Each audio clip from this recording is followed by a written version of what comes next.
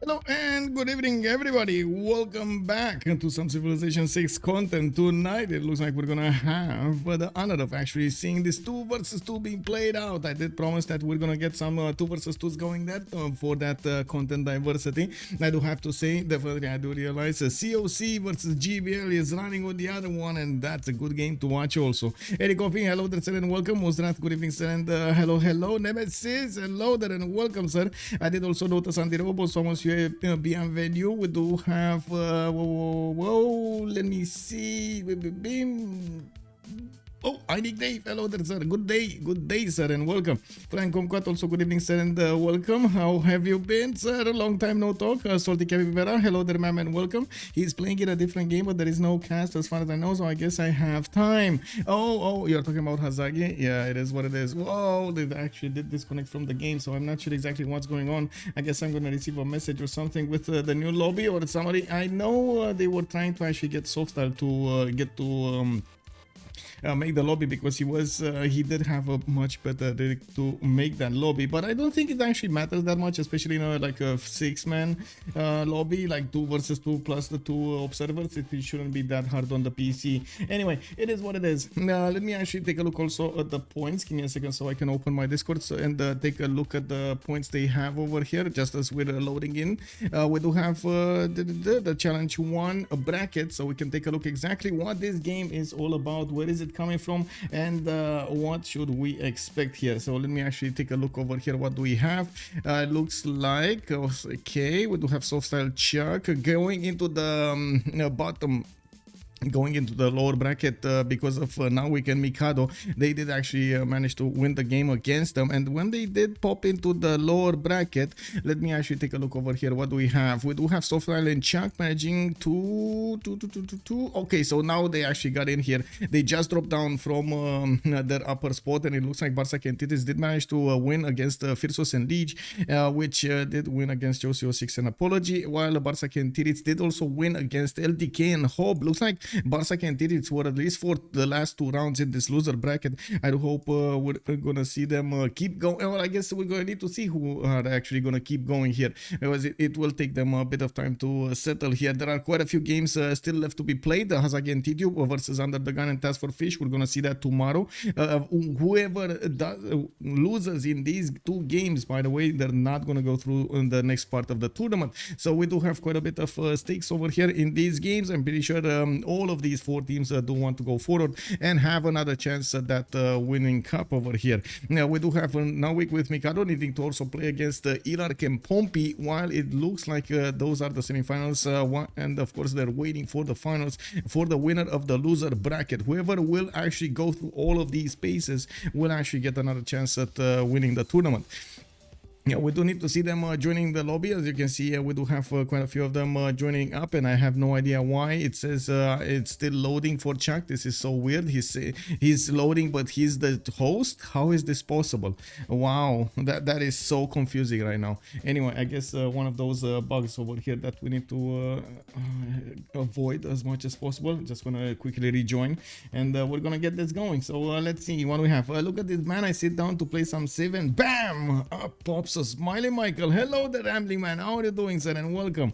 We do have quite a bit of action tonight. I gotta say, I'm expecting a lot of good stuff from this 2 versus 2. I'm also not really that sure about the map choices. It looks like they did choose to go for Pangea and the small size, which I think gives me the idea that they will actually play Pangea. This should be standard Regis Pangea. They don't know, classic Regis Pangea. Okay, so classic Regis Pangea is gonna be the one that will allow them to actually totally take over the map over there with those units. We'll definitely do quite a bit of damage against their opponents with those. Well, we're gonna need to also take a look what's going on over here after we do have the pre-game bans. If I remember correctly, there are 10 pre-game bans that need to go, what I should say 10 bans altogether they need to go for. I don't remember if there was any kind of civilization that was automatically banned in this, but I can actually take a look at the rules over here on the Discord if they did have something written down. Anyway, we're gonna need to see them start up quite quickly over here, and I do see they did actually choose to go for a BC1 Why? Okay, okay. Well, it looks like it is what it is. Let me see. Can I search for this? Ban civilization? No. In use ban? No, nothing. Okay.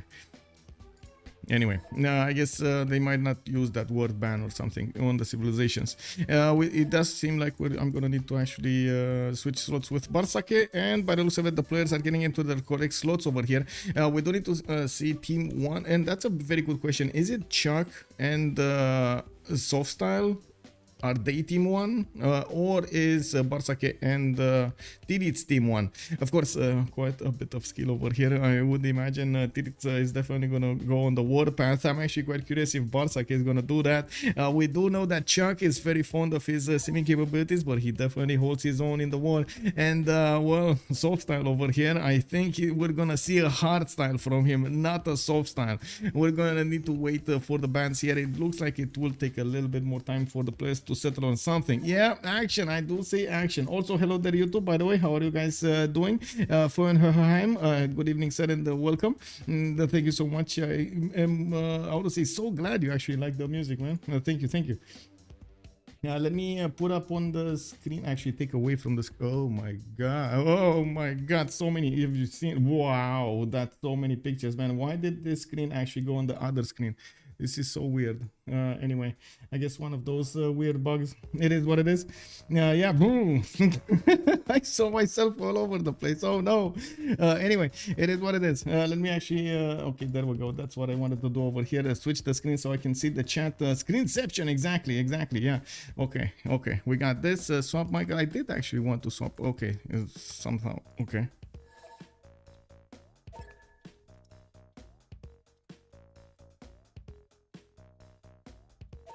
Okay.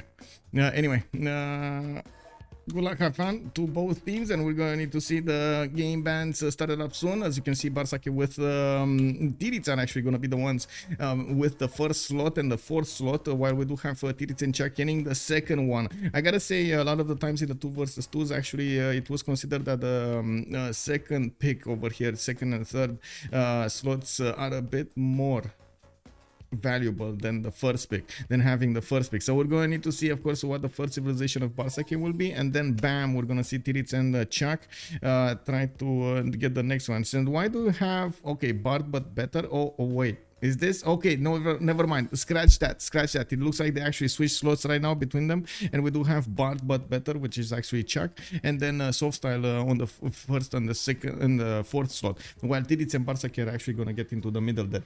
Like a music video from the 80s. Yeah, exactly. Oh my god. Anyway, I don't know exactly what happened with this one, but I guess it is what it is. I did turn this off, and I didn't want to actually switch over here the map. It's Pangea SR. No, sorry, CR. Yeah, so we're gonna have those mountain ridges spawning anywhere, everywhere, and we're gonna need to see how the players are gonna have the abilities to actually go against their opponents. I'm pretty sure we're gonna see a lot more land civs than we're gonna see naval civs, and I'm also not really thinking of any kind of Russia play over here, or Canada play. Any kind of tundra civilization is probably going to be a no-no, including Sweden, even though I'm pretty sure ChucK really likes Sweden. We do need to see what the first pick is going to be, and of course how the bans are going to look like. I'm expecting civilizations like Gandhi, for example, to be banned, Khmer to be banned, Zulu, civilizations that do have quite a few war abilities. Remember, in the 2 versus 2s, you don't get that many resources to work for you, because you only have 2 players, and it's very hard for you to gobble up as many resources, as much gold and as much strategic resources as you need. So you do need to try to be careful as much as possible. How do you approach wars? What is your timing going, if you do if you can get actually an economy going before that, so you can get that goal for yourself and upgrade your units. It does take quite a bit of an effort, and it does sometimes actually give a different result when it comes to the 4v4 scene, that it's a lot more challenging to play in these 2 versus 2s because of those reasons, because of all of the lack of resources. That also makes it, of course, much more valuable to have civilizations that do have a lot of strength on them, and they can actually punch through their opponents at certain points in time, while they upgrade their units much better than others, or cheaper than others.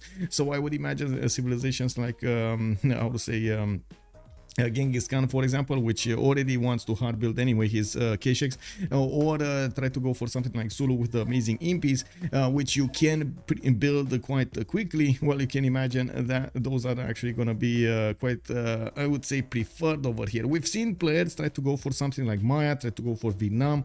There are quite a few preferences actually taking place over here whenever the players are, of course, we do see players changing all over the time their preference from a few months to another. They do sometimes actually get bored of some civilizations, want to play something else. They get specialized in one form of for the game and so on. That actually is one of the beautiful things that is happening right here, and I do want to see if Softstyle, for example, is going to want to go for a comfort pick for him, something like Maya, or is he going to go for something else? It looks like they did start up with the ban phase. First one out is Theodora, while we do have the big Mansa Musa here also being taken down. Gandhi, no surprise over there that he's appearing over here in the third choice. We do have Julius Caesar also being picked up as the fourth choice, and of course we're waiting for them to get their choices done. I gotta say, Caesar over here is making quite a bit of a resurgence with the extra gold that he's getting right now from conquering those city-states and the units that he's also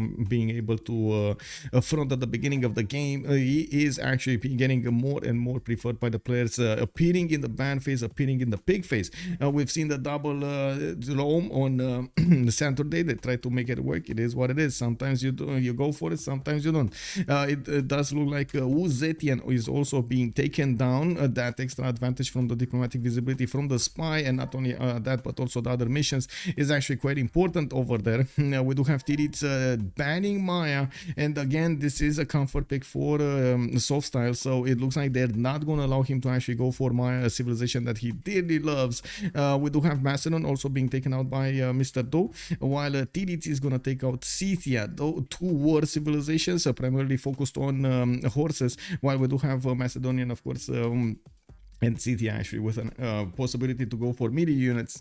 It is what it is. It is what it is. It's more, it's usually much better to just go for those horses and stomp your opponent. The Hetaris are legendary. We do have also to take a look over here. Give me a second so I can switch the screen back. There we go. There we go. I think we got everything good. Okay, so what is going on over here? What do we have? Okay, this. No. Okay, it's all good. I think I can actually read the app because it doesn't matter anymore that much.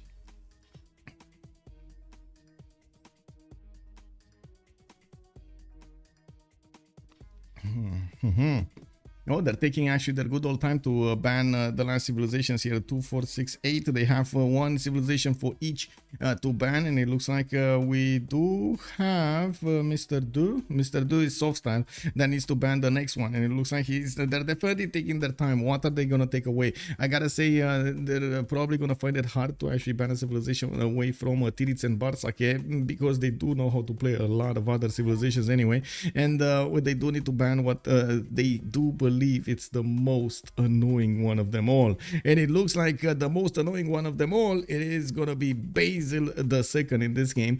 We do have the last ban also that needs to come out from Titiits and Bartsake, and we're gonna need to see how this goes. Santandorios, hello there, sir, and welcome.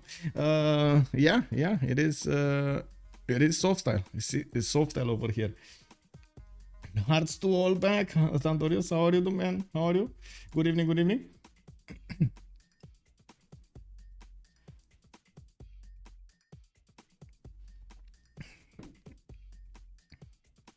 Sundiata. Okay, so both Malis have been taken down. Okay, now we're gonna need to see the picks, and let's actually see what ChucK is gonna go for. I gotta say ChucK is well known for actually going for Mali, so yeah, he's laughing about it. Bartsake is also angry about it. It is what it is. Anyway, let's actually see what kind of civilizations they're gonna pick over here, because we're gonna get an idea of how the game is gonna play. Pangea over here, Classic Regions, is gonna offer them an opportunity to attack their opponents from a very early stage. They do need to cover the land very quickly with units, and we do need to see if they're actually going to go for the war civilizations or very adaptable civilizations. There's still Trajan in the game, there's still Kree in the game, there are still civilizations that can definitely trade punches with the best and come out alive. But again, you do need those gold resources, and we've seen gold make or break the game. It is what it is. Yes, sometimes production, just straight up production is good, but that flexibility of the gold, man. We do have ChucK going for Simon Bolivar here, and looks like yeah, that's gonna be the first civilization being picked. Titiits and Bartsake will need to respond to this, and yes, Simon Bolivar is prone to war. I do have to say it did get nerfed. From what I understand, the extra movement on its units has been moved to political philosophy. You don't get it immediately, which does pose quite a few challenges. It was much easier in the previous version to actually take over empires from an early stage, try to rush them with horseback riding and so on and so forth, but now it's very, very hard. You actually need to have so many variables click into position that so you can actually get that attack going. Also, yeah, long time no see. Rafifi, bonsoir monsieur, bienvenue.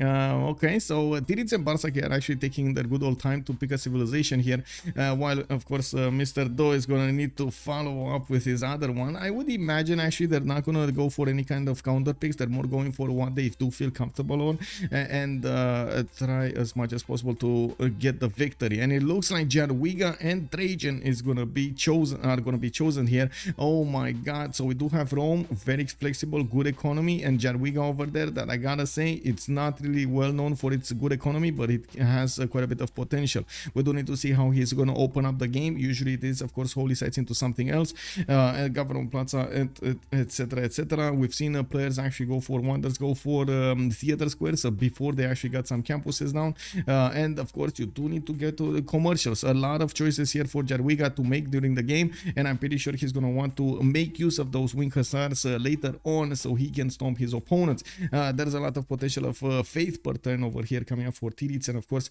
using the monumentality he can develop a lot of cities very quickly.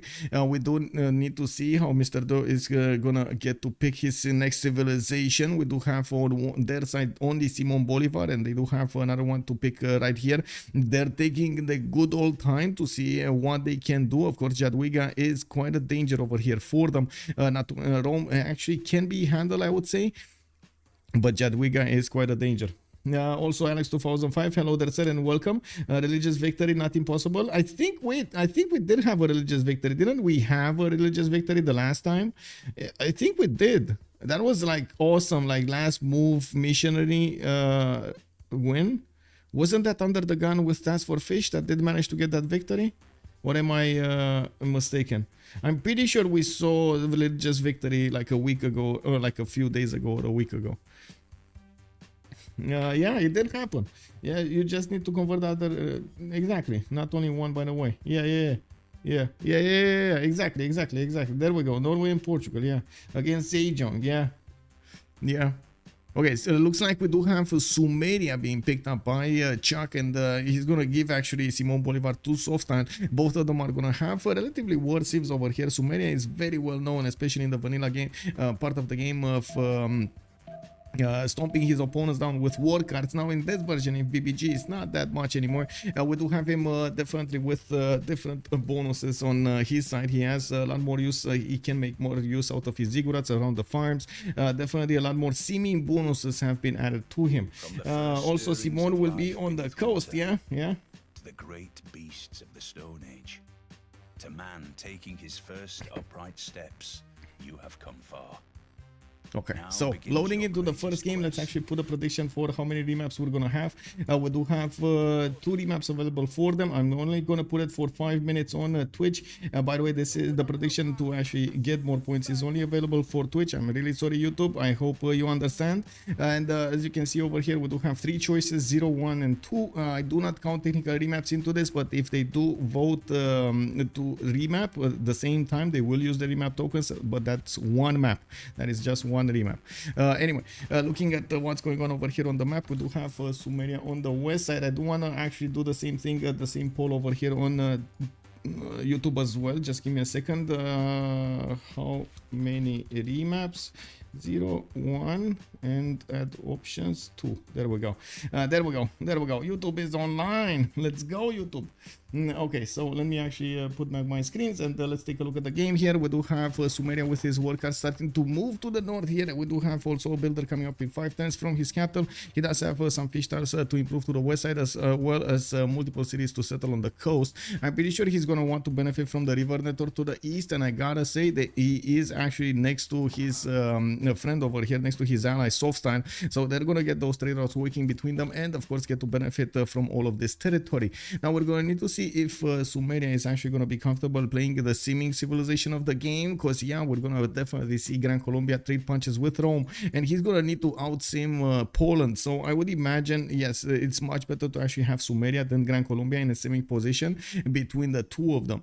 We do have also Gran Colombia with his 2-3-1 spy styles. He has an array of bananas over here to the southeast that he will need to improve to get the extra production points and those gold points. We do have him also to the east side with Rome, not that far apart. Actually, this is quite close for him in the danger location here, in danger distance. We do need to see if Mr. Do is going to find out about his opponent. I'm pretty sure before 10-10, before the remap vote, we will actually see them discover each other, so they're going to know they are so close to each other. We do need to see also how Rome did spawn. He is actually next to mountains. He's going to have quite a bit of extra science because of the campus's extra adjacency next to these mountains. Has a decent amount of chops to work with for the initial boost in his tempo, and I do see he might actually be forced to settle a few coasters over here in the south if he actually wants to get everything he can get out of this territory to the southeast. Doesn't need to worry about anything. He doesn't have anybody on the western coast, and by the looks of it, of course, his east side is safe. He only has an ally there, even a Wander Gobustan that he might actually want to be interested to settle on. Now, by the looks of it, also Bartsake is gonna need to somehow get some trade routes with Poland. It doesn't look like they have the opportunity to settle coastal cities and trade through the water. This will be a bit of a problem here for their economy. Anyway, we do have them with a few city states that they can trade with, and I do see Mogadishu, for example, or Samarkand. We do have Armagh in the north. Pretty good city state for Poland, because it will give him those extra points of faith. Looking at Poland's city, he does have Pantanal settled to the west side, which is going to be settled over there on the citrus, and of course he does have an amazing holy site right here on the cattle tile. He's going to have a pretty good campus over here. Oh my god, look at this +6 and +4. Unbelievable geothermals here. Oh yes, Titiits is going to get it. We do have also +4 campus here. Krakow is going to get another +4. Oh my god, it's so much science here, but I gotta say, they actually put barbs on, and they're gonna need to. Oh my god, is this gonna be wrong settings? Yeah, they put barbs on. They actually put barbs on. Oh, this is sad. Are they gonna play this, or you know? I'm actually curious, because this is a pretty good map. We can't get better than this, right? I don't think we can get better than this. Like the seeming civilizations are in their positions. We got Rome with Gran Colombia fighting in the middle. We got them with enough territory over here. It looks like, even the map looks like a joystick. Like this is like, oh no. Anyway, it is what it is, man. It is what it is. We're gonna see a remap. I don't think this counts towards the remap, by the way. You just need to put those points in, expecting that I'm not gonna count this. I'm definitely not gonna count this. Highland Terrier, KW. Yeah, Eddie Coffin, yeah. No, it does not count, Bartolome. It does not count. They actually forgot to put the barb, to take out the barbs. Well, I gotta say, it is kind of a sad story when you actually have barbs in the game, especially when you're playing in one of these teamers, 2 versus 2s or above. In the 1v1s, I think it's fine, because you do get some extra era score from them, but it is what it is. In FFAs as well, it's fine. In the 4 versus 4, 2 versus 2s, 3 versus 3s, it's actually quite hard to actually get those barbarians, and sometimes you do have more barbarians appearing next to one civilization versus other civilizations, unbalancing a little bit the game. If one player spends too much production of actually taking care of the barbs, well, you can imagine, well, you're not gonna have that much left over production for anything else in his empire, you know, like getting the good stuff, the golds, the science, getting those culture points and so on and so forth. I mean, who's gonna be interested in making culture when you might not survive? You know, like, it makes sense, right? Let's actually take a look over here. Mondrat, so a remap makes complete sense. Yeah, exactly, right? Towards one team. Everybody was like on the west side. No barbarians on the east. Everything was on the west side. Maybe that's actually Civ's way of telling the players. It seems like he's considering Titiits and Bartsake a little bit above. They need somehow to handicap, how to say, their opponents, right? They need to put a penalty on their opponents on ChucK and Softstyle to try to slow them down, right? So the game was like, oh, I think I'm gonna add more barbarians over here. It should balance out the game, should keep them busy a little bit until Bartsake and Titiits are gonna be on the same level. That is very suspicious. Anyway, I hope that's not the issue here. Junk spawn roll. Yeah, they are removing barbs. Yes, they are removing barbs. That is totally correct. Okay, let's see. Well, I do see whoa. My god. Okay.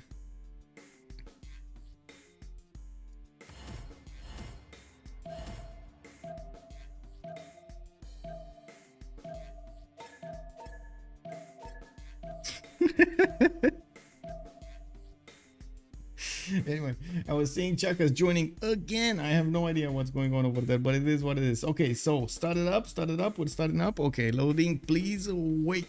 I play with barbarian clans. Well, to be honest, that mod in single player is actually quite fun to play with. You get quite a few options to bully your neighbors with them, and I do like also monopolies, for example, and corporations.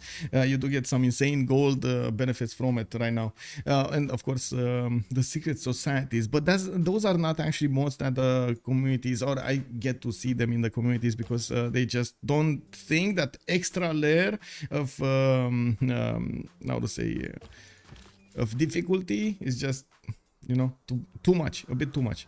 We do have Gran Colombia on the west side this time, and it looks like, of course, we're gonna have to take a look at the map in pieces here. We do have Sumeria now on the front line, so it looks like we're gonna have a 2 versus 1 against Sumeria, while Gran Colombia might actually just get to sim all alone here. This is some impressive land he has over here with a lot of wine tiles. I do see a 2-3-1 in the capital with a possible diamond to improve. He has easy access to truffles to improve for a third amenity, and those fertiles towards the northwest. That's 4 amenities that he could relatively easily get. 3 of them, of course, relatively easily get just with animal husbandry and mining, and then he's gonna get irrigation for these wine tiles. Now we do see him also with a decent amount of territory, north and south and west and east. He does have Arbog over here to also take out. I would imagine he's gonna want to take this city out, so he doesn't get the doesn't give the opportunity to Poland to get this back. We do have him also on the east side with Sumeria, which did actually get a floodplain spawn. I do notice he does have the sugar tile underneath that war card 10, but it looks of it, he's also going to have quite a few tiles over here to improve, plus 3 campus right next to the mountains, while by the looks of it, ChucK is going to need to figure out where does he actually want to settle. I'm pretty sure BCY is on. If you take a look at the settings over here in the options, let me actually take a look. It's capital only and balance, so if he does settle a city, he's going to get a 2-2 base, and he did just settle in place. We do have him with a 2-2-3 truffle tile there on the west side, and he is going for builder first. He could get those amenities working for him. I do see he has a sugar. That's a 4th amenity, and that I didn't see on this continent, so they will have access to actually more amenities here from the 2nd continent, while their opponents, Poland and Rome, will not get those benefits. This is actually quite important. It will matter quite a bit how many of these amenities will be acquired by actually all 4 empires, to make them stay in the game as much as possible. Now we do have in the south an impressive wonder here towards their pain with a 1, 2, 3, 4, 5, 6 tiles that he could improve quite easily. I do see he's gonna have a second settle on the iron tile, and I'm pretty sure he can actually get a pretty good campus, holy site over there in the south. But oh, wait a second, this is Sumeria, this is not Poland. Why was I thinking of Poland? This is Sumeria. He's just gonna work those tiles. Okay, that's it, it's fine. I'm actually curious if he's gonna go for the diamond and just buy out the 4-3, not really caring about the era score that he's gonna get. Definitely can go for a non-freshwater city if he wants to on one of those how to say, sheep tiles on the 3-1 foods, and could definitely get a city on the freshwater on the river towards the south. We'll see how much time he actually wants to spend to settle these cities, which I'm pretty sure he's going to want to settle in the south more than he wants in the north. He will need to plug the choke if he actually wants to defend properly against his opponent. He's probably going to need to plug this choke here to the west of Krakow, and you do see that in the south, of course, with Torres being here, I'm pretty sure he's going to want to block this out. This will create a challenge, actually a big challenge for ChucK, which I'm not sure he wants to go for it. Even if he does have a lot of good land, a lot of good tiles to work, it is a bit of a problem over there for him to expend so much effort in the northern defense and in the southern defense with two players attacking him. Maybe if it was the same player trying to do the moves in the north and in the south, it was different, but having two players with different side of moves with more click capabilities on them, like the capacity of sending actions is much bigger. Now we will need to see if ChucK is going to be comfortable in this position in particular. I'm not so convinced he's actually going to find out about Poland, but there aren't that many directions that Poland can be. If he's not in the north, he must be on the east side. This is not that big of a map. You can relatively easily figure out where your opponent is. Looks like Uruk is gonna get his ziggurat down. Of course, the immediate +4 era score there for ChucK. He's on 20 out of 90. Man, this guy just got all of his how to say bonuses. There's also something else on Sumeria that we get to rarely talk about: his ability to actually get so many war cards at the beginning and move very quickly towards a city state or an opponent. Usually it gave him the opportunity to even take over opponent's capitals. Now it hasn't been some time since we've seen Sumeria do that. The war cards have been nerfed significantly, and also the players, since we're playing on a new age, the players do need to encounter a lot of hills, and you have to hit that one map that you're gonna have, that one highway spanning from your capital towards the enemy capital, and so on and so forth. Like, there are some conditions, some variables over there that need to definitely click together so that can happen. Also, Avi Machiavelli, hello there, sir. They have been nerfed into the ground. Yes, I agree, they have been nerfed into the ground, and that is quite sad, to be honest. Alex 2005 36, and he has a golden. Yeah, exactly. Like, how many points did this guy get in just a few turns? Like, bam, bam, bam. It will be interesting to see if they can rush Sumeria down. He's closer to each opponent than to his ally. Yeah, true. Also, they can block the choke, but only with 1/3 of the land it will be hard. Yeah, and Bartsake is asking if it's going to be turn 8 or turn 10 for the remap. I believe it's turn 10 if I remember correctly. And I do see Titiits is about to discover the land over here. If he does manage to go forward like 2 more turns, I'm pretty sure he can actually see the borders of Uruk over here. So he can see who it is and how close it is.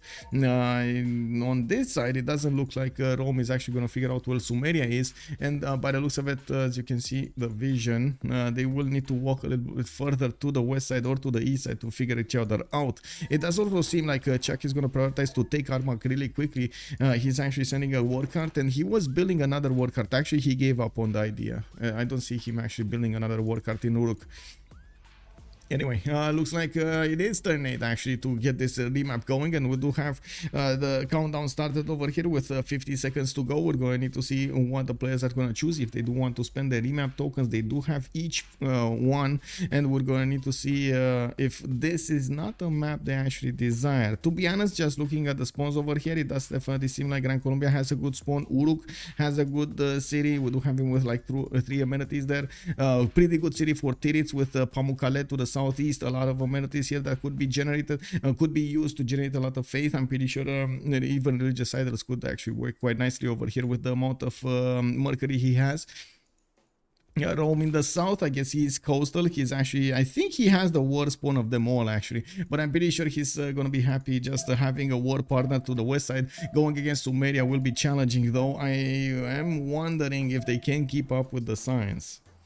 And this is it. This is the map. Now spread the word, boys. We do have the game started. 2 versus 2s. Titiits with Bartsake going against Softstyle and ChucK right now. Started up live. Let's actually take a look at Colombia getting his scout out on the east side. It looks like settlers are going out. I do need to end the poll. And by the way, it looks like on YouTube you were saying 2. Oh my God, YouTube.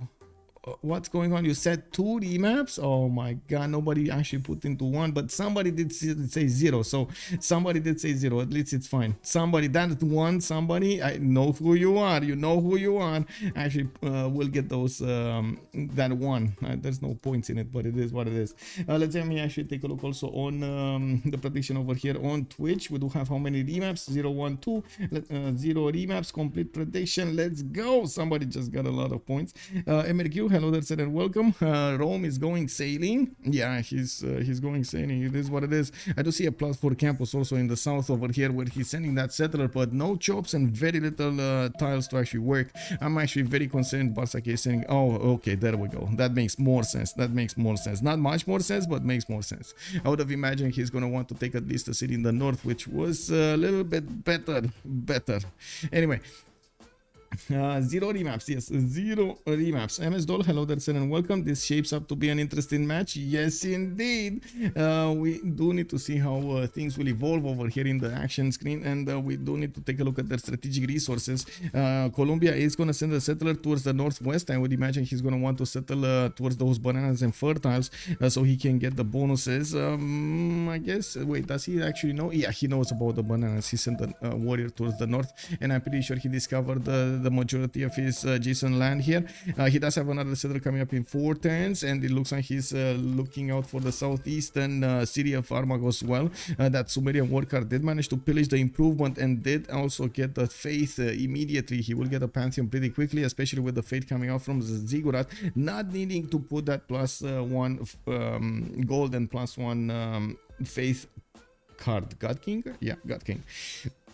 We do have an iron tile to the northwest of Bogota, and it does seem like he's going to have the horses in the 3rd ring towards the west. We do need to see how he's actually going to get all of these cities settled, and I'm pretty sure he's going to be happy with the amount of land he has. Now we're going to see how he's going to get the quality going in this territory. On the east side, very far away actually from him, Sumeria in the middle is going to need to fight both Poland and Rome, while we do have Sumeria getting a few war cards going. As you can see, he actually lost a production point on this ziggurat or something. Or did he add one? Did he lose one or add one? I think he added one, right? The Lady of the Ridger Marshes that added one. We do have him actually settling on the immediate resource to get the diamond tile, to add some more gold to his bank account, and at the same time get him that happiness in his cities. He is at least at the content level, and even if his population is going to grow, he's going to be fine for a while. Now I'm pretty sure he's going to need to get the truffle improved, he's going to need to get some sugar done, and so on and so forth. But now that he has more production in the capital city with Lady of the Ridger Marshes, it seems like that how to say that sacrifice of the Sumerian worker to get to declare war on Armagh and pillage his monastery paid off here. Rome going harbors. Eridu was good city placement. The Plains Hill Diamond plus River. Yeah, this is amazing. Yeah, I really like this one.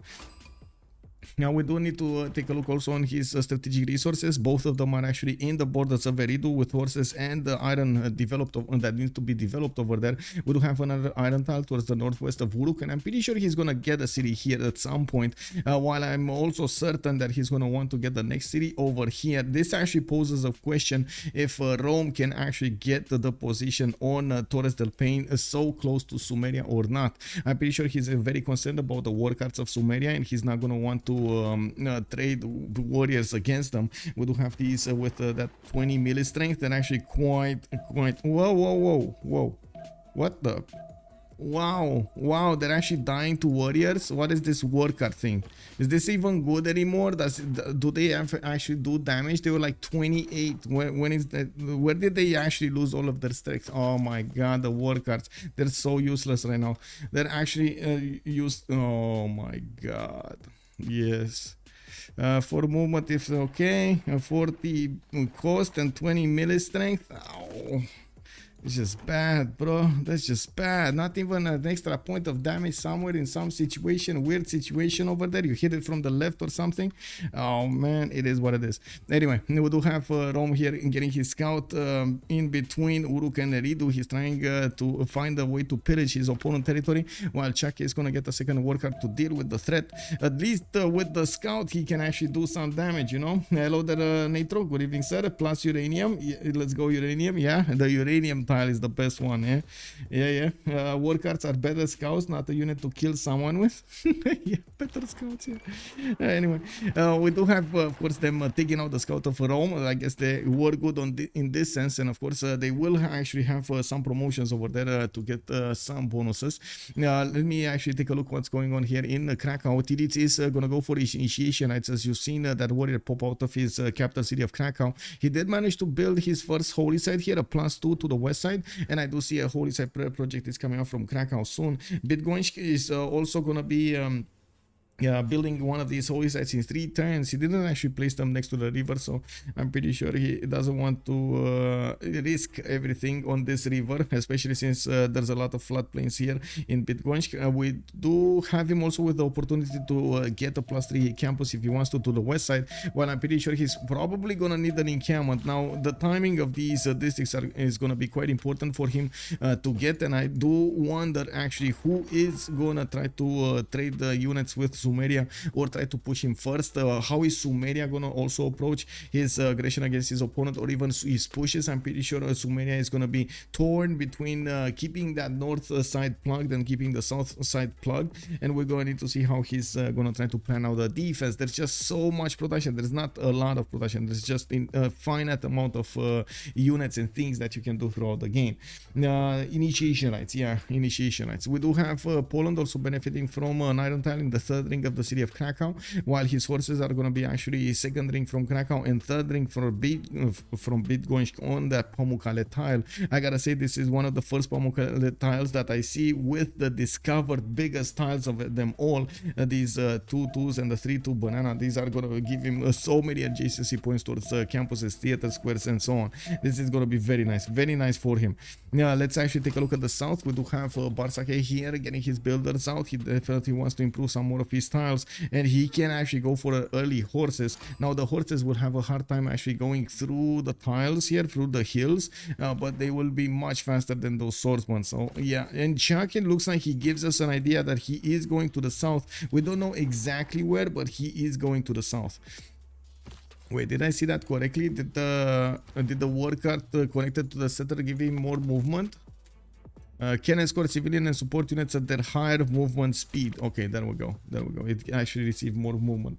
Discovered, but only after bronze working. And to be honest, actually, with the extra movement, I like this.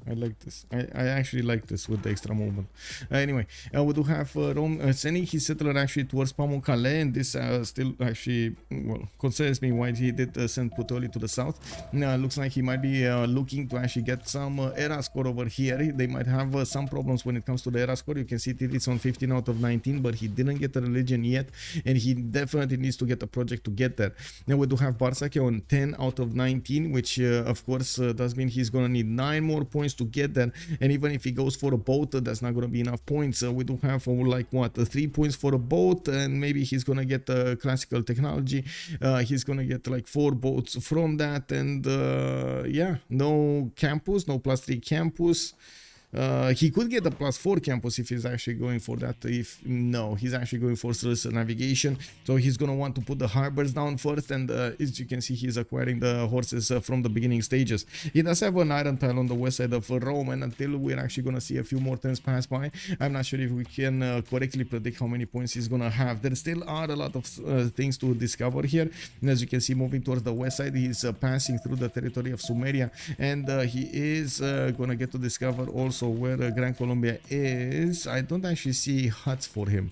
I would have wanted to say that maybe. Oh, there we go. That's another point right there. Gran Colombia has it in the bag. Well, it is what it is. And what is Bartsake? Bartsake? No scouts for Bartsake. He didn't. Oh, look at that. He actually has a wander to the east side as well. But he's probably never gonna find it, right? If he doesn't choose Hattusa or something. Because I'm pretty sure he's not gonna want to settle that eastern side. Wait a second. Did he not see this? Did he? No, he must have seen this because Satusa met him. He must have seen this, right? Oh my god, he didn't meet him. Okay, I mean, it is what it is. You know, it happened. It is what it is. Let's actually see what pantheon for Rome and Columbia. Rome did go for fertility lights, and looking at the Grand Columbia, he did go for city patron goddess. He's going to want to get those simming bonuses going, the 40% production towards the districts. We do have also a settler in Bogota coming up in 5 turns. I'm sure that he's going to actually want to get another one from one of these second cities. Probably Caracas is going to be the one that's going to try to get another settler. Now, definitely, as you can see, the meta is starting to switch a little bit more and more towards 5 cities opening rather than the 3 cities max that we have, 3 or 4 cities max that we did encounter in the previous year. Now we're going to need to see if in this particular matchup, in the 2 versus 2s, this is going to be the way. I would imagine that we would have Rome staying on like 3 cities, Sumeria staying on the nice 3 cities, and then we're going to have only Grand Columbia try to go for 5 because I'm pretty sure Poland does want to. Actually, no, look at that. Poland is going for the 3rd and the 4th.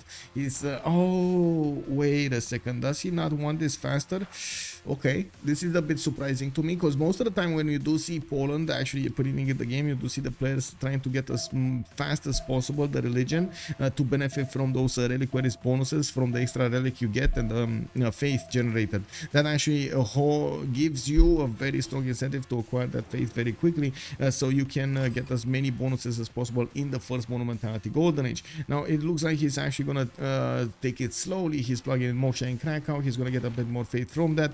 But when we're taking a look at these great prophet points, maybe he feels he doesn't have competition and nobody's gonna take it away from him. But I think that's a lot of lost faith possible generated there. There is also, of course, another thing happening here. He's prioritizing a little bit more getting the settlers rather than the faith generation in the beginning, so he gets as many cities out as possible, as many production centers as possible, and he is trying to get an advantage over Sumeria, which I gotta say is gonna have an insane advantage here. We got Uruk with 2 cities on Torres del Paine, or I should say Sumeria with 2 cities on Torres del Paine. He has them connected with those tiles, and I do see a Temenank is getting built in Uruk. Like, really, bro? So it's not enough that it's Ziggurat. It's just one tile is 3, 2, 2, 2, 1. You get an extra point of science and an extra production point on that one. And you can imagine all of these tiles are going to be like insane over here. We're going to have Liang being plugged in Uruk, and he's going to have such a good time. Now, we do have also some first commercials being pre-placed over here, so he locks the production of those districts. It won't increase with acquisition of techs or civics. Looking at the first, wait a second, he got the religion. So he got the religion. Oh my god, this is Pepe guy. He actually got the religion. Yes, I am so Pepe guy right now. Yes, this is one of those moments, man. I feel ashamed. I was so, like, I was seeing these points, I never even looked at that. This is one of those moments, man. Oh my god, it is what it is. I'm gonna blush a little bit and move forward. It is what it is. I can't take back what I said. It still works what I said, just in a different scenario. It still works. Me, Pepega. It is what it is. Anyway, we do have the settlers coming around here, and I do like, of course, what he did. He wants to acquire as much faith as possible. And looking at the yield staff here, we do have him on 27 faith a turn, which is, of course, going to bank up over here every turn. And we're going to see him probably reach around like, what, 300 or something like that, or even more than 300 faith before the start of the first era. Now, we do have him... with Moksha plugging in Krakow, he's going to get more points from that. His next settlers coming up in 2 turns, both of them. I'm pretty sure there's going to be a discrepancy there, but it is what it is. He's going to be on 6 cities actually very quickly. 5 cities. Yes, 5 cities. Very quickly here. And I don't actually believe he's going to get the opportunity to settle that many more, especially since he does need to actually split this land with Rome somehow. Rome just doesn't have where to go over here unless he actually attacks into Sumeria. Sumeria is sending a few war cards trying to see what's going on in Roman territory while Rome is busy getting his harbors down. We do see Sumeria getting his commercials. I do also want to take a look over here. City Petranganas, Grand Columbia getting his monuments. I do see Magnus also establishing Bogota. There are quite a few significant chops there, and stone tiles of very strong chops. He did not improve his strategic resources yet. I only see his horse but not his iron. Okay, horse is still good. Pepega, me Pepega. Is that a Polish plaza near the mountains? Yes, and I didn't need to take a look at chat. See what happens when I don't actually take a look at chat? I get bamboozled. It is what it is. What is the matter? Yes, it is insane yields on Sumeria already. Yeah, we do have him on 11 science and 8 culture. He does have 35 production. As you can see, the difference in production is massive between the two civilizations, and it's not like he has that many more cities. He's gonna get the fourth one towards the south, and it looks like he is gonna get the opportunity to actually settle right next to Armagh. This is a bit surprising to me. He's focusing his efforts a lot more into the south, while he's gonna allow Titiits to come much closer to him. He's gonna have his capital exposed here, and he's gonna need to somehow do something about this. With Poland actually going for reliquaries with pilgrimage, he's not getting that crusade yet, not wanting to actually spread his religion to Sumeria, other than just making a few faith points. I'm a bit surprised he didn't actually go for lay ministry instead of pilgrimage, but I guess he's gonna convert Rome anyway. I gotta say, somebody, now that Poland did get the religion, somebody needs to get the religion on the other side, because there is a danger here. We might actually see a commitment to exodus of evangelists. Oh my god, that's gonna be a problem here. He's gonna run down the Sumerian unit, the cities. And I gotta say, these word cards might be fast, but they're not gonna be as fast as those missionaries. We do have another settler coming out from Krakow going towards the east side, and I'm pretty sure next to Pamukkale is going to be another city. We have him also with one of these tiki huts here, and looking at the era score, I do believe Bartsake and Titiits, well, actually only Bartsake will have a problem here. We do have Titiits getting those era score points from settling next to Pamukkale soon, or if he is actually going to settle next to. Oh no, he's not going to settle next to. Is this another continent? Might be getting the point from another continent settle. Depending on where he's actually settling. I don't think he's settling the incense style. I would have imagined he... Oh no, he doesn't have movement. Okay, he actually expanded his movement points here. Okay, I see. Looking at city-states, we do have Anshan with Hattusa for the science. It looks like Armagh is going to be the one for religion. Namadol is going to be the one for culture. And Akkad is going to be the one for military. We do have also a first campus coming up from Bydgoszcz, and that is going to be a +2. A +2 over here next to the 2 bananas at the mountain tile. He did not buy the banana, but anyway, he's gonna get that 1 turn earlier than the next era, and I'm pretty sure he's gonna get his era score with that. We do have the first harbor coming up from Rome also. You can see he's gonna get a +5. That's a splendid harbor, and he's gonna get those era score points from that with a +3 coming in. We do have him also with a possible boat. He didn't get a boat yet, so I'm pretty sure he can still build a boat, and it is gonna be the first boat of the game. I really hope he's actually gonna take a look every time at those I would say remaining turns until the next turn, because he might actually miss it by 1 turn.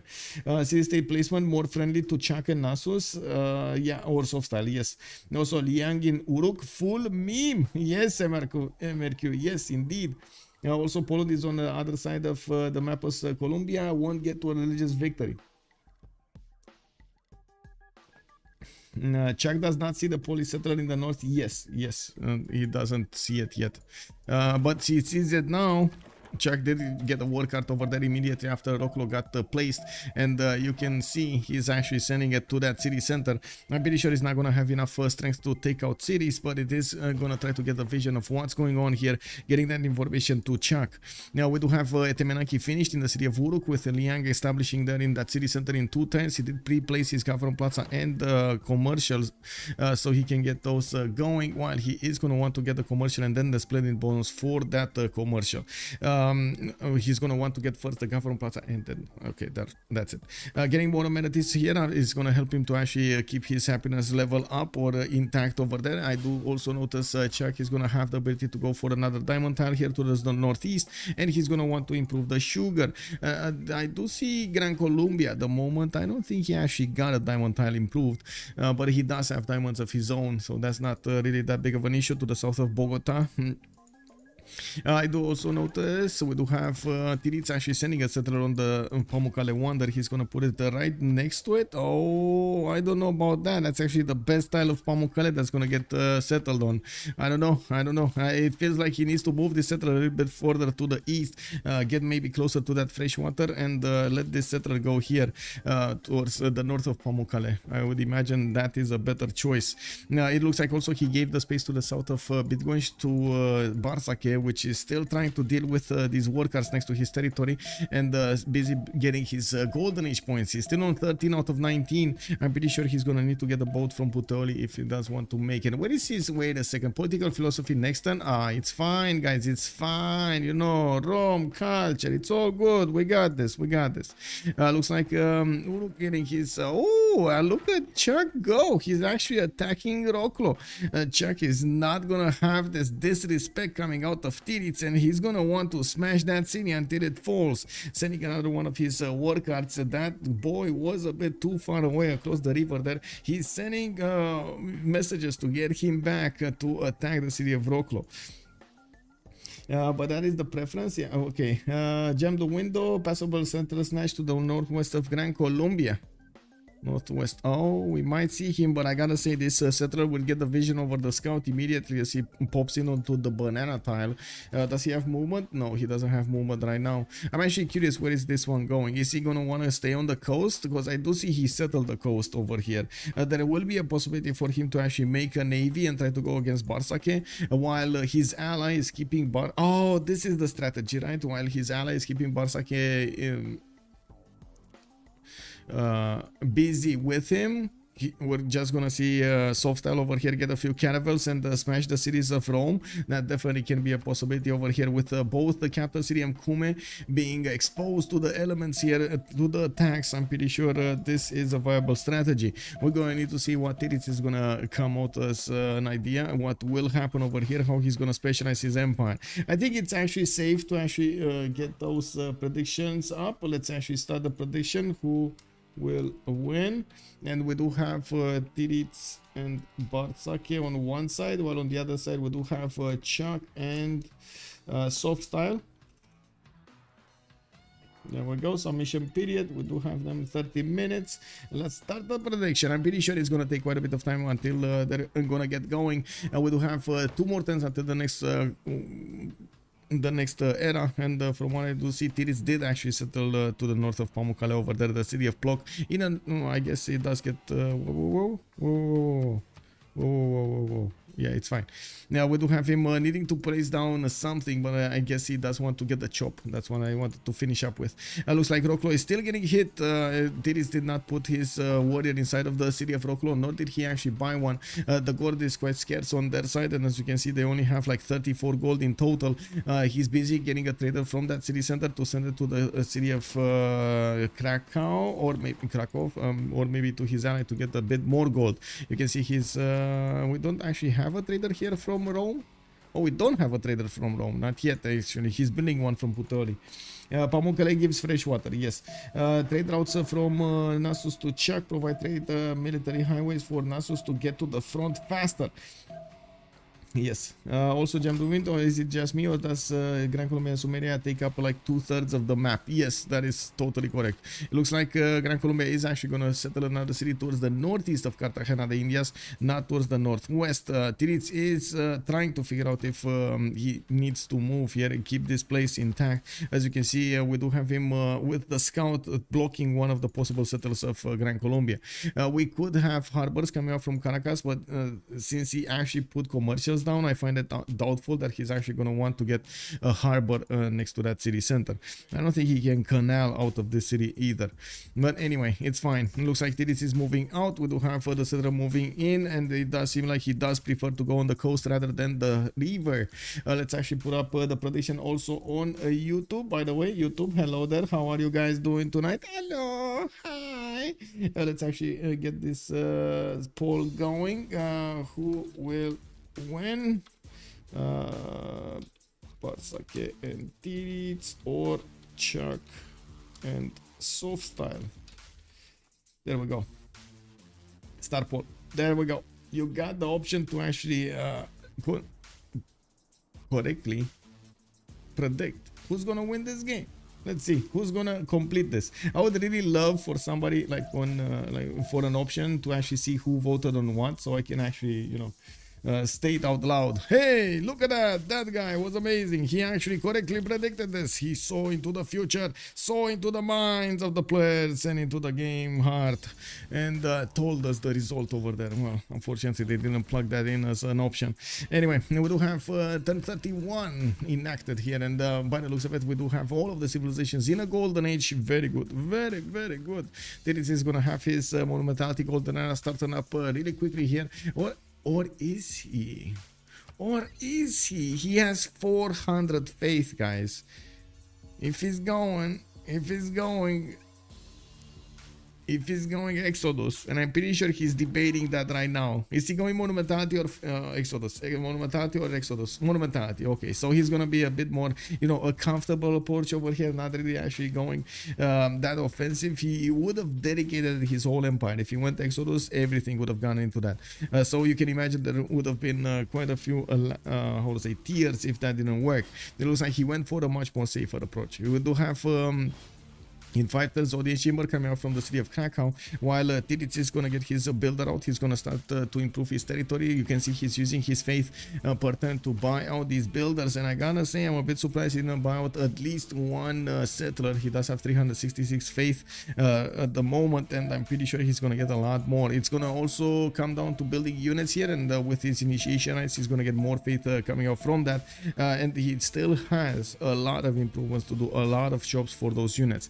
It's going to be some time until he's going to get the opportunity to buy units with faith from GMC, because he does need his next tier government for that, monarchy or something else like theocracy or merchant republic.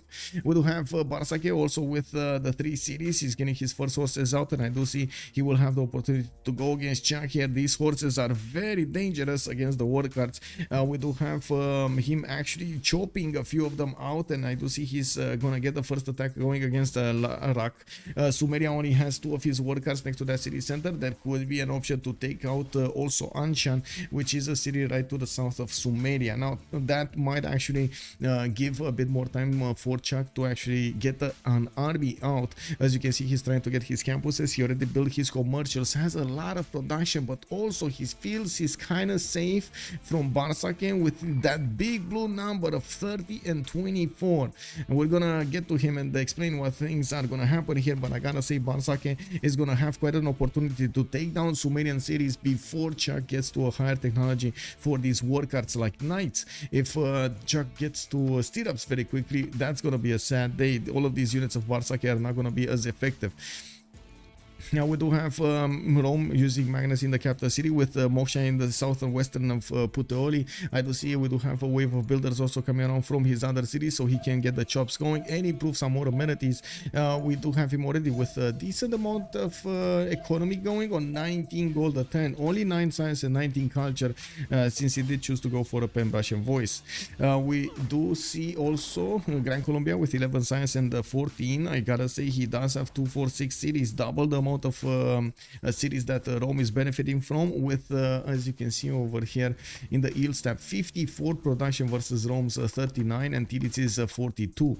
We do have him also starting up on his build, as I do see him getting a few campuses here and there, and sprinkling in some commercials for those extra gold points. I do have to say he didn't actually get anything on the coast yet, but 2 cities does make a mark, does leave a mark on the game. I'm pretty sure he's actually going to want to get those cannibals going if his ally is going to survive this. We do have the first horse of Lara coming up in 2 turns, and like I said, if Rome is going to go towards Anshan, he's going to give the time to Sumeria for Sumeria to build all of these units. You can see builders coming up from ChucK's territory, and he's going to get the opportunity to chop some of these Torres tiles and get him that instant production boost for those units. Looking at also back on Gran Colombia, Simon Bolivar choosing his pen brush and voice golden and getting more districts will give him a lot of culture alongside the gold, and it will make it much more easier to develop his cities. He still has so many chops. It's no surprise he's actually going to get an army of builders, a literal army of builders here to help him clean all of this up. We do have ChucK also with the biggest science number and the biggest culture numbers. It does look like he's kind of in a league of his own. Do you guys see this? Do you guys feel this? Is it ChucK playing 1 versus 3 over here? Because oh my god, man, Commander King, pants down, builder still. Where is it? Where's the pants down builder still? Where is? I want to see it. Where's the pants down builder still? No. Oh my god, man. Anyway. One workout did go down. We do have Bartsake moving towards Anshan. To be honest, that city is dangerous. He does have 5 of these warriors, and you never know when he's gonna actually get swordsman technology. In the Rome city? Okay. ChucK has more production than other team combined. Yes, old triangle. Builder still was in Rome, has been deleted already. Oh, thank you, Alex2005. I probably missed it. I'm sorry. I was thinking of what I was saying. Ariel's also good evening, sir. 90 production is pretty insane. Turn 34. Yes, it is. But I mean, Torres del Paine, Temenanki, Liang opening with oh my god, with so many amenities. Like this is just amazing. Like just 1-0. He just whatever. It is what it is. We're gonna need to see if Rome is actually gonna get to pull this back with the horses coming up from Larak. I'm pretty sure ChucK over here is gonna get more horses from the other cities. He's also gonna get to chop one of these tiles and immediately pop out another unit. In the north, I do see Titiits is going to get to settle a few more cities, and Roklo did push back that war cart. He did manage to recover the health of that city center and putting down a +4 campus to the northeast of +3 campus. Oh, right, +3 campus to the northeast of Roklo. It's fine. It's going to turn into a +4 afterwards. There are 2 city states. That one is benefiting ChucK, and I'm pretty sure Rome is going to want to take it down. They do have another one somewhere, and I'm not sure exactly where. Where is the other one? I don't think there is another one. Wait, there is no other one. Oh no, there is another one. There is Hattusa here. Oh, finally it's gonna get discovered by Crown Columbia. It's fine. Did Rome see it? Oh my god, Rome didn't see it. This is unbelievable, man. Rome didn't actually see the city state next to him. This is unbelievable that Hattusa didn't actually move his warrior, right? Builder still okay. Is it half true? Poland has 66 production effectively because of the faith. Yes, and Titiits, I'm pretty sure it's also gonna get to chop a lot of his territory right now and get a massive boost in his tempo. We do have him with quite a bit of faith per turn. He's putting down his, I would say, he's getting an army in Roklo, and he's also gonna get to push Sumeria from the other side. While I do notice ChucK is trying to get more units in the north, he is getting pushed by in his nightmare scenario over here. Gonna need to handle his south as well as his north. I gotta say, ChucK will definitely get the option to just click on stirrups and be done with it. When he does get to knights, it is gonna be very, very hard for his opponents to push him. I'm also curious if the war cart plus horse defense that he's trying to put up is gonna be enough to stop Rome and Poland at the same time. Now we do have ChucK with his Pembrush and Voice Coordinate, and I do see he's also getting a wave of builders. He didn't quite get to feudalism yet, so these builders are not going to have those extra points on them of charges. But looking at his south here, he's looking forward towards getting an encampment down and try to get a general, while as you can see he's positioning his units as best he can to keep those units of his opponent of Rome to hit his cities of Larak. Fair, but gold conversion rate is 4-1 and you need it for tiles. Yes, Hattusa is the Halong Bay for city states. Yes. Also, Alex 2005. World's Sumeria is also highest GPD, so you gotta count that as well. Oof, yeah. Highest GPD. How much is he making? 36. That is actually impressive over here. Now we do have Poland going for his Great Bath in Bydgoszcz. I do see he's trying to protect that city from floods while he's trying to get the Stonehenge from Krakow. He's gonna get closer with an extra how to say, belief to finish his religion. He needs to be careful not to finish his religion before he actually gets temples to get more slots for his relics. I do also notice Titiits will have the opportunity to chop a unit. I find it doubtful that they're gonna have enough resources between them. I see Titiits is 16. We do have Bartsake on 12. He did just chop a horse and remained without another 10. No, actually just 2. Wow. Oh, he got it from Bartsake. That's why he got the horses from Bartsake. And I gotta say, this city of Adab is in big danger if we don't have the war cards moving forward and the horses of Sumeria. Quickly, Uruk is gonna try to get a builder out to help him chop more units here. He definitely has quite a bit of territory to the west side of his city center to chop. In the southeast, looks like Larak is gonna be, wow, comfortable. Wow, content. Look at that. He just got one of these horses and one war card, and Bartsake is just getting ignored here. Okay, I mean, I feel like this is a bit bit of a disrespect. No, never mind. He actually has 2 horses in the south trying to protect the city of Anshan. He's actually gonna jump on these Roman horses from 2 sides. I can't believe he actually got 2 horses in the south here. And it looks like he's also gonna get that encampment in Shurupak, while Rome is gonna be quite late of getting his own encampment in Puteoli. Looking at the great people, we do have Rome working the card for a few turns. We didn't have Sumeria working it.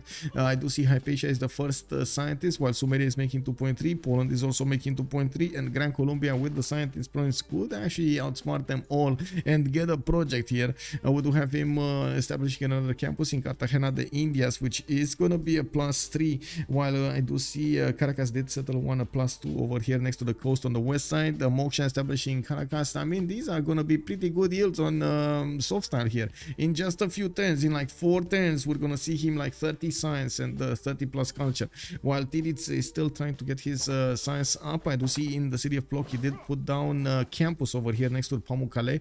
He is aware that he's gonna need those extra science points as quickly as possible to try to make up for the difference between him and Sumeria. Like in the total tab here, we got ChucK.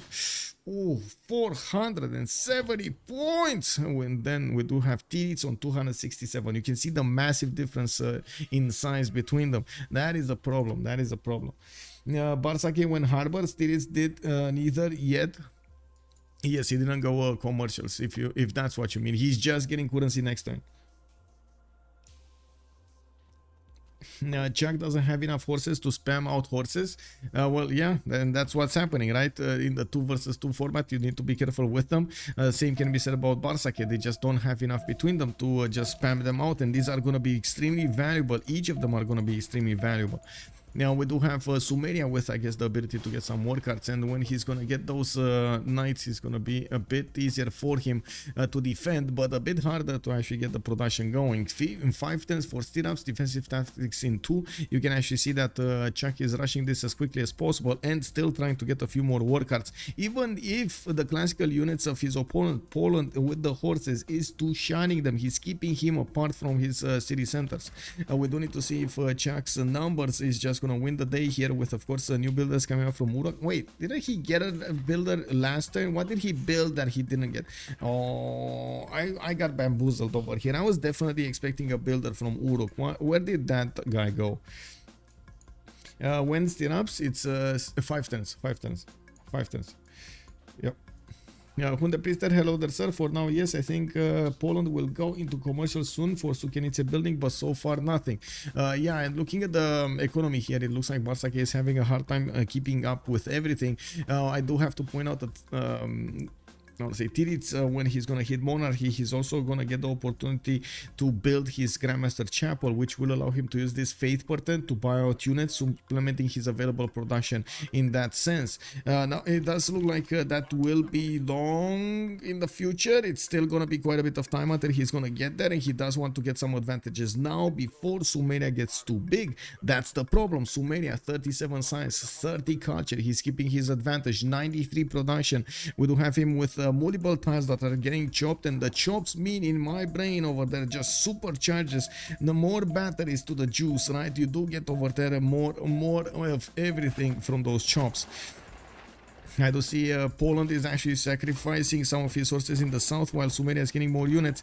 It does seem like Sumeria will have a problem. That horse is gonna go down, but it's gonna gobble up another point of attack from these Polish horses, at least one, while the 2 other horses will probably want to attack him to Adab immediately. He just bought another horse. How much gold are they making? 47 and 31. Oh my god, he just, oh, Titiits like watching this, imagine watching this and thinking, man, this is a 2v2. I must be making, like, where is my gold? Where is my gold? I want my gold. Where is my gold? You know, like, what is this? Crusade has arrived. Wait a second, he actually got Crusade. Wait, is he getting Crusade? Okay, guys, I don't want to click the religion. Is he getting Crusade? Because he finishes Stonehenge. Did he get Crusade? Come on, chat. YouTube, Twitch. Come on, chat. Let's see. What do you predict? Did he get Crusade? He got it. He should have. Okay. Everybody's saying yes. Okay. And more, please. Yeah, let's go. Let's see. Catholicism. Oh nailed. He got it. Crusade against his opponent. He's getting that +5. And I do see his horses are doing quite a bit of damage against these units of his opponent. He can definitely two-tap these archers quite easily, and at the moment he's not putting the pressure on the city of Ada, putting it under siege, but he does have another warrior coming up from the west side. Also remember, whenever Poland is getting more units, he's getting more faith. He's happy with that, right? Monumentality, Golden Age, let's go. 31 science and 26 culture. He has the opportunity to take down more of the tiles of Sumeria, and he's gonna get in with the pillages. Oh my god, all of these tiles are gonna become points for Poland. Crusade, let's go. He can chop the walls in Adap with the builder from the capital, but the rainforest only. Oh, this one, yes, he can. If Poland is not gonna get in, it looks like Poland is just gonna be interested to getting a bit more science, and he just finished his campus. It looks like the city of Adap is also about to be hit by multiple units, while I gotta say ChucK is only 3 turns out from getting his stirrups. This is gonna be important if he does manage to actually keep this city alive until that time. Now we do have also Poland starting to get his shrines up for the upcoming temples while he's finishing up his campus from that city of Plock. Let's actually take a look at the south here. It looks like the Sumerian army has managed to defeat the Roman units on the battlefield of Anshan, and now they're pushing them back towards the city of Puteoli. We're going to need to see if this result keeps on happening, because we do have a possible general recruited here from Sumeria, and that will give him the necessary edge not only to defend against Polish attacks in the north with Crusade, but also push back the Roman units. I gotta say, this is a big question that needs to be handled here. Where is he going to deploy that general? Is he going to be north? Is he going to be south? South, he gets an advantage from attacking and maybe even taking over the cities of Rome, while we do have in the north him only with the ability to defend himself, not actually push into his opponent. We're going to need to see if he's going to choose the offensive side or the defensive hand. It looks like the two choices are quite obvious for him. Yeah, nobody expects the Polish Crusade. Exactly. Nobody did expect it, right? Oh, I think chat did. I think chat was over there chanting Crusade, Crusade, Crusade. Have you ever seen Monty Python? Oh my god, yes, exactly, you know, that one with the rocks. Let's go. Well, let's actually see Dab over here. We have him getting his ancient walls in 7 turns, and Camel training project coming up in 4. He does get more builders, and he's gonna get the opportunity to put some chops into that project. I do not see yet a general here, but I do see Sumeria got extremely quickly a lot of war cards deployed towards the north of Uruk. He's getting them choked from everywhere, and I gotta say he's gonna have I would say still a bit of time until he's gonna get there. Stirrups in 2 turns. The fact that they do need a lot more gold to upgrade these units. Is it the same cost, by the way, from the war cards into the stirrup, into the knight upgrade, or do they need to pay more or less? I would expect they need to pay less because the war cards are a little bit better. Poland gonna lose that fight because of gold. Inseer is mentioning it. Hello there, sir. And yeah, he might be. He won't get it in 2. Yeah, well, I do see. Okay, finally. So ChucK is gonna go for the safe options over here. He's actually gonna deploy his general in the city of Adam and gonna try to defend that city from the encroaching danger. Titiits with his horses and his archers is putting up a lot of pressure on that city center, while he took care of all of the units around. And he has a bit of a problem. Whenever he's gonna attack into that city center, he takes a lot of damage on his units, especially if they are attacking while being damaged themselves. And we're gonna need to see if he's gonna spend this health from these units, because the city is under siege. It won't get to repair between the turns. ChucK really needs to get stirrups, because there is a significant chance that his city is gonna fall here. Let's see if he's getting this back. Let's see. Okay, Adab is getting the horse. Let's see another attack going. No unit to counterattack. More war cards coming into the stage here.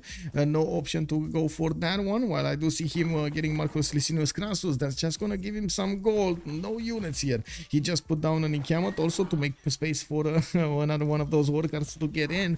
And we're gonna need to see after he bought that tile when he's gonna get the knights next to these units of Poland. What's the Poland reaction gonna be like?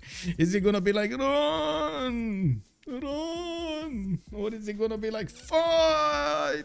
Finally, a fight that is worthy. unworthy opponent. How is it, right? You see in those movies when there's like somebody very, very happy that he actually has some competition, and on the other side is like, no, run away. Knights in 2, that's gonna be interesting. Simon, hello there, sir. Yes, indeed. Does the general increase the series defense? No, it does not. It does increase the series, it does increase the units around it, only classical and medieval, especially for the first generals. In the south here, let's actually see what has been happening. Sumeria has just built a line of defense against Rome, and I do see possible heavy chariots for the upcoming knights coming up from Rome, but he's quite far away from getting there. Still is on 13 science with 37 culture. Titiits did manage to jump up in his science number, 37 and 28, making a little bit more than ChucK, especially after he put so much pressure on him. ChucK just didn't have the necessary production to go for everything. And we do have Sumeria getting the chance to recruit another general. I do see not only him putting down another encampment, but he's making another project in 2 turns from Shurupak. Now, looking at the lands of Grand Columbia, we do have him with Temple of Artemis, Hanging Gardens, and I do see his markets are getting out of his cities for those extra trade routes.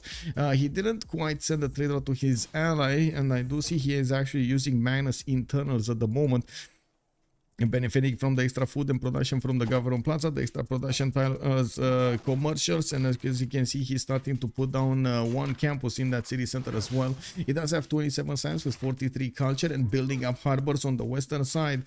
This gives me the idea that he does definitely want to go for that attack on the coast, and he could take out 3 possible cities from his opponent, Rome, Cume, and of course Warsaw over here. Could even endanger Krakow if the game goes to battleships. Flock is in danger, Lublin is in danger, and Puteoli is in danger. So many cities can be affected because of their proximity to the coast over here on the eastern side of the map. Ox Daniel, hello there, sir. City takeover, police city takeover. Yeah, a dab is dead. Yeah, a dab is here and here to stay. It looks like ChucK did not manage to actually defend that city center. It does have the upgrade for the knights, and by the looks of it, he didn't upgrade one, but he's gonna hard build one from Uruk. He does have 51 gold per 10 with 500 gold in the bank. He definitely wants to get his how to say his upgrades. Wait, is he actually gonna want to upgrade last second here?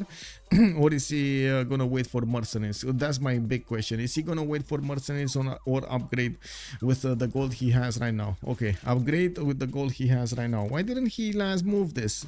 Anyway, it is what it is. Now I'm pretty sure he can actually do some damage here. You can see he took a builder from his opponent. He's gonna probably take another one. The horse can actually go and smash that archer to smithereens, giving him access to the mine and getting more gold on his side. That's exactly why Titiits has protected that archer, so he doesn't reap the benefits of the mine and of course the builder. Now we do have a lot more units coming up from ChucK. He's getting another general that will be deployed towards the south with new knights getting into the south here. It will be much easier for him to handle the Roman units. Titiits, science, 40 science, 29 culture. I gotta say, usually Poland does want to go for his theater squares more than he wants to go for his science, but it does look like Titiits did play this beautifully, but he is gonna lose the city of Adab soon, and by the looks of it, ChucK is gonna need to make a decision over here. Is he gonna keep on going or not? Ooh, Anonymous gifter. Ooh, yay. Oh my god, hyping me up like this. Anonymous, thank you so much. Nice surprise over here. We got the Kermac King, we got Frisbee 3 Monk, known Jan Jonon, we got the Kyberg and Wayne Mal. Good evening, sirs, and welcome. Thank you so much for joining me, and I hope you're gonna enjoy the content. Get those emotes working now. Hello, hello. All triangle. Yeah. Let's go.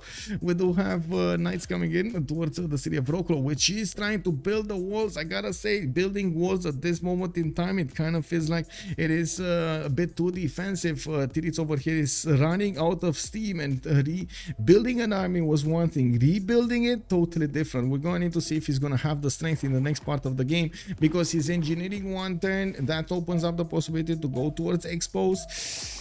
I'm not that convinced this is going to be the best choice for him. I'm pretty sure he would have wanted a stronger unit when it comes to his melee units, like his horses need to turn into coursers, or his heavy chariots need to turn into knights, so or his swordsmen need to turn into men-at-arms. Now going for machinery will allow the archers to turn into crossbows, which will make them deadly units, but they are very squishy, and especially when you do see these knights running towards those archers, you can see that they're being single targeted out of the armies of Poland over here. Also, it kind of seems like the encampment will fall before any kind of wall will go up. More and more gold is being sent to the Sumerian Empire, and it looks like from all across the western land, all of that gold is getting into these knights. They will prepare them for the final attack against the city of Wroclaw. He's gonna need to get that nail in the coffin here with ChucK playing in a 2 versus 1. He has to take care of Rome in the south, while he has to take care of Poland in the north. I'm pretty sure right now through Titiits and Bartsake's mind is there are quite a few thoughts gathering, and I'm pretty sure storms are also gathering. This does look like it's slowly being taken over by ChucK altogether, like the game altogether. He's getting it. Securing the victory, almost securing the victory for his opponents. There are a few things that of course Titiits and Rome can try to do over here. Those are getting smaller by the second, and we're going to need to see through the next turns if not only they're going to manage to get some opportunities to smash his opponents, but also manage to get some advantages on their side. It does look like at the moment that's not really happening. Titiits did manage to get more production than Sumeria. Sumeria now actually can put a little bit more attention on his districts and try to get more libraries, try to get more projects, maybe Hypatia, maybe more Sim. Looking at the scientist screen, we do have Zangheng, the first one, and Hypatia has actually been snatched by Titiits. This gives him the opportunity of how to say, getting back into the game here, getting back into the competition. 57 science with 38 culture versus 49 and 40. We do have Titiits here trying to get that machine in 2 turns, and he is gonna build the walls in the city of Wroclaw, getting a few new archers from the north. He's waiting for that attack coming up from Poland, and yes, we do have ChucK over here that does want to first handle this south and then deal with the north. Are we going to get a win prediction? Wait, there is a win prediction. I'm all in on ChucK and Softstyle. Winnings are low, but it's a secure bet. Yeah, I mean, you know, you gotta do those. The odds are one-sided. Kick. What did you guys vote? What did you guys vote? Oh my god, 93%. I can only imagine what will happen if Titiits and Bartsake get this back. I mean, I can only imagine how many screams we're gonna hear over here on the screen, on this stream, because yeah, so many points just got moved. They got moved.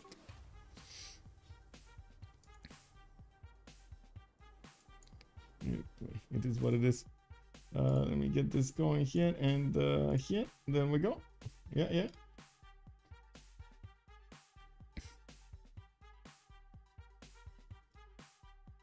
I'm gonna be rich if they manage to steal it. Yeah, I know, right? Spawn, hello there, sir. Now we do have, of course, as you can see, the walls going up in Wroclaw. That is a 28 defense strength city. Oh my god, he had a few seconds in which he could have done so much damage to those walls. Now that the horse went in, it did add more defense to that, making it a 33, but that's a problem. We do have Sumeria actually taking out all of the pre-builds of Titiits. Titiits is getting his tier-ups in 4 turns, while, as you can see, he's still benefiting from some more builders. He's gonna try to chop that forest in the north to get the walls up in the ancient walls up in Lublin, while he is gonna need to confront catapults on the battlefield. Uruk is building one from that capital city. Now we do have Titiits trying to get more units also from his other cities to reinforce the city of Wroclaw, which at the moment is getting pushed quite hard by these knights. We do have 2 knights only. I would imagine like another 2 upgrades would be quite good over here, and I am a bit surprised he went for Lublin. I guess if he would have caught that city with his pants down, he would have taken it quite quickly. We do have a wave of builders, a wave of settlers coming out from Gran Colombia. Finishing up his wave of builders will allow him to get all of these upgrades done really quickly. It does seem like he's getting his next traders, and as you can see, his settlers are moving to settle towards the north. In the text screen, we do have Nasus going for his mathematics, Softstyle going for mathematics. That is on the top 3. That also gives him the opportunity to discover education, and then he's gonna get the opportunity to go towards cartography. Mathematics does open up Bartsake here. I'm sorry. OnSpotTV, the tile where Poland has the encampment, the hill is in the city under attack. You mean this one, right? Yes, that is a hill. Yes. So if you're wondering if the catapult can shoot Rocklo from there, he should be able to shoot Rocklo from there. Yes. Spy is dead already? There was no spy. No spy. Oh wait, it's a settler lost somewhere. He lost a settler. Somebody lost a settler somewhere. I don't know where. I don't know who, but somebody lost a settler. Let me see. No. This is still alive. This is still alive. Okay. Interesting. And I do see Sumeria did manage to get that builder, but not before the builder actually got the ancient walls. Looks like that city is doomed. We do have archers being deployed, war cars being deployed towards the city of Lublin. I don't know exactly where that settler was that it died, but it definitely died. Like, that was the notification. It definitely died. Yeah. Okay, got it. Okay. Let's actually see the catapult. It's coming in. Oh, he's actually moving it over here on the copper to attack the city center. I guess it's fine. Both are fine. I would have imagined ChucK is going to need to use a few more of these knights. And by the looks of it, he can actually go for that archer.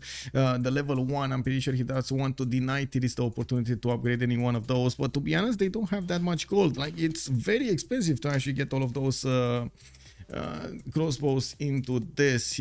They have gold only for 2 of them with the full price. I don't think Titiits had enough time to actually get his half cost card, but I might be wrong. Let's actually see. Does he have no, he does not. He doesn't have mercenaries. He doesn't have the half cost card.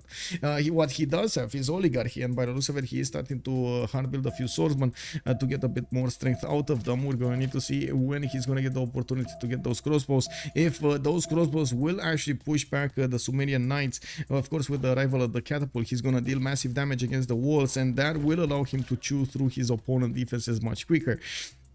Since he's also going to take the city of Lublin down, I would imagine he's going to want to follow up on the city of Rocklo with the next units. We do have a new wave of builders also getting out of his cities. Bartsake is going to get his feudalism next turn, while he is trying to pre-build as many of these as possible. He does need to also take care of his science requirements. He's on 26 science and 43 culture, still trying to catch up to his opponents. Now, masonry and feudalism next turn. Titiits is getting his divine right in 2 turns. Nas, and of course, he's going to have the opportunity to go for GMC, Grandmaster Chapel. He does have 70 faith per turn, and that's pretty good with his 91 production. I do see on the other side both Gran Colombia and ChucK, Sumeria, are having an insane amount of production here, 123 and 121 on both of them, while Titiits is on 91 and Bartsake is on 7. It kind of feels like Bartsake here with his low spawn. I gotta say, this Roman spawn wasn't the greatest. Is finding hard to actually be relevant in the game, other than just make a few goal points for his teammates. He does need to figure out a way to actually breach through the Sumerian defenses, maybe even take Anshan, and that is what he has been trying to do for quite some time now, putting more pressure on Sumeria, taking some Sumerian attention away, and so on and so forth. Now, it does look like he's going to need the next tier units, because Anshan did manage to get walls. He doesn't have catapults here to actually smash through that. And looking at the technology screen here, he's going bottom, like semi-bottom 3. Construction is a little bit above, like one line above bottom 3. Okay, so next time we're gonna see the catapult. I gotta say that this general over here is not giving the bonuses to the catapult, so it won't have the ability to move and shoot. We do have him prioritizing taking Lublin out, and then of course positioning his units next to Rocklo. We do have actually the first attacks coming up from those crossbows, from that crossbows, and it does look like he did get with the carry some production. Okay, Uza. from the garrison promotion, he did manage to get the extra +10 on these crossbows, making them much more deadlier against his opponent's units. Can you imagine being Titiits and Bartsake right now? It's a 2v2 and I can't win the 2 versus 1. Yeah, I mean, yeah, it's Sumeria, man. I gotta say, Sumeria is becoming quite a bit of a beast over here. It was a beast, now it's a different kind of a beast. And I think this beast over here of Sumeria is a bit stronger than the beast we had before. Just saying, man, just saying. It wasn't that much of a seeming civilization before. Now it kind of feels like it. Like, and I'm not saying that they actually buffed Sumeria that much. All of the other things got to buff Sumeria, like how you use Liang, Lady of the Reeds and Marshes, how you use the extra production that you get on, how to say, plantations and so on and so forth. So much potential added benefits here for the Sumerian lands. ChucK is the real beast here. ChucK is a real beast. Yes, I gotta also admit that. We do have him managing to do so much damage against Poland in the tech side. It does look like Civ6 is gonna be discovered next turn, and I gotta say it's not like Titiits does have a unit to upgrade into knights. He does have quite a few archers and quite a few of these horses, while knights will require heavy chariots to upgrade from. We do have more units coming up from Sumeria and getting that upgrades in the city of Lublin right on the front line. He's gonna get to enter into the borders of Wrocław with 2 of his knights next turn and do so much damage over here. Getting also with the catapult in, he did move his general, so he allows it to move and shoot. We do have the initial damage against the city center, while of course the knights are gonna need to take care of the units in the north. It looks like they're pushing back the defenders in between the mountains, and we do need to see if Titiits is gonna get to use that builder to chop something in Wrocław desperately. He only has 1 chop, he needs to use it wisely. Incoming CC shit Tanitin. Yeah, it kind of looks like this is getting more and more one-sided. On the western side, of course, we do have Softstyle just getting his sim up 39 cents with 53 culture. He does have 65 gold a turn. He did prioritize getting quite a few gold points, and I gotta say, this is incredible. I thought this was unlikely to happen, but it looks like he is getting a harbor from Caracas on the western coast. He's gonna also put 2 more cities towards the north here. I do see 2 settlers coming up there, and I'm pretty sure he's gonna start to build that navy. When they're gonna see those caravels coming, knocking on their doorstep, they're gonna be Pikachu. Yeah, Pikachu, man. It is what it is. The question is here, when they CC, he's better off hard building them. Balancing a game like Civ6 is such a terrible ordeal. Faris has never bothered with it in the first place. Yeah. And yeah, Machiavelli. I mean, you know how I imagine balancing things out in Civilization 6 looks like. If you've seen Stargate, you've seen probably that episode with the machine of the ancients that had a lot of dials that were moving, like blocks of stone that were moving up and down, and depending if you moved one like across the board, the 10 others would move in different directions, one up, one down. Well, that's basically what's happening here. You have like 80 civilizations that all get to move up and down. If you move one down, another 3 might pop up, another 2 might pop down, and so on and so forth. Like there's always like a wavy kind of thing happening over there, with one change affecting across the board almost everything else. It's very hard to actually get this, and that's why we did actually start swinging bonuses around and trying to do incremental changes, smaller changes, but how to say, much more controllable in the beta. So of course we have seen some extraordinary changes anyway. Anyway, we do have Sumeria managing to take down the full walls in the city of Wrocław, and I do see he put that city under siege and took it away from Titiits. He got back his own part of the mountains over here. With 2/3 of the map, it looks like Poland is finding it very hard to actually keep up with the necessary units that he needs to defend with, and I'm pretty sure the capital city will also be in danger in the next few times. He did manage to get a general. Poland did recruit Sun Tzu. I'm not so sure even Sun Tzu can save him him out of this day. We do have more of these campuses coming around from the cities of Rome, and I do see he did not move his army. He just sprawled it into the south here. Anshan is getting a lot of these archers to work against his units, and not only, well, he's acquiring some points of experience there, but unfortunately he's keeping his units damaged. And of course, with the Sumerian crossbow starting to take an effect over here, they're gonna start three-shotting these horses quite easily, acquiring more points of production promotions on them. Now, I do also notice we're about to finish the first era in the classical era. Let's actually see what's going on in the era score screen. We got Titiits with 62 out of 58. He's going to get his golden age. Bartsake also securing his bonuses, 51 out of 49. Softstyle on the other side is 48-53. We do have him with 5 more points to get there, and it does look like he's going to find it hard to get one there. I would imagine a boat would actually give him the 2 points. I'm not sure how he can get the other 3. We do have also... Oh, wait a second. Did he build a boat? No, he didn't build a boat. He's getting a boat. He's getting a boat in Caracas. He might actually chop one out right now. We do have him with a horse. Okay, that's an extra point. No, it's not, because he already has a horse. Pikeman. Oh, men at arms. Men at arms. Okay, he's gonna get to chop this as well. So that's an extra point right there. He got 2 points from something else. It should be fine. It should be fine. I think he just switched into monarchy or something. Yeah, then we do have ChucK on 67 out of 74 points. He would need 7 more points to get there. Not only did he manage to successfully take over 2 cities away from Poland, but now he is trying to get statue of Zeus in the city of Uruk, 2 turns away from finishing. That's just enough time. No, it's not actually. It's not. He's gonna need to put a chop in, and we do need to see if this particular chop over here on the rainforest, which is not really the ideal chop, is gonna give you the necessary production to get that Statue of Liberty built in Uruk.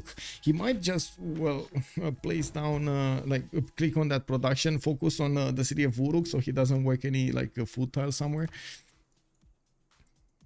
How looks Colombian free inquiry golden age? Not bad actually, not bad. I think he secured mercenaries, so I don't think he actually cares about the next civics. I'm pretty sure he's gonna want, yeah, that sounds really good actually, really good. How much does he have coming out from his harbors? This is a +1. Commercials, so 4 with another 3, 7 with another 3 over here is 10, with another 5 is 15. This one would be a 4. That's a 19. It's gonna be a 4 when this campus is gonna be. So 19 points. 19 points of science just from these without any double cards on anything. He is on 39 points right now, so I guess 19 points is amazing, right? Like almost half. And we do have Krakow, 2 turns away from getting Grandmaster Chapel, but then Sumerian Knight is gonna stand on it. This actually settles the deal. Sumeria is managing to keep Poland away from building his GMC. This is very bad. I cannot stress this enough. If there was quite a bit of faith acquired over here on Titiits' empire, 480 faith, that's a lot of faith into production that he could have converted by using the GMC ability to buy out units. It looks like Sumeria knew this was happening. He saw every turn that Grandmaster Chapel adding more planks to the building, and he said, no, that's enough. We cannot let him build it. We're there, we're gonna take him out. We're not gonna allow him to have that advantage over us. And by the looks of it, Sumeria is gonna manage to deal with the remaining archers, and it looks like Titiits has a decision in front of him to make. Is he gonna concede right here, right now? Because it looks like ChucK did manage to get everything going against him, and they're literally taking out chunks of bonuses from the Polish side. Looks like a GG in 3 turns. Casimir Miller is calling it out. Why do you have the red culture notification? A red culture notification? It's Poland probably. It's Poland getting culture. Wait, this. Yeah, it's Poland getting culture. 3 out of 22, but it's far away. I mean, he's gonna die, man.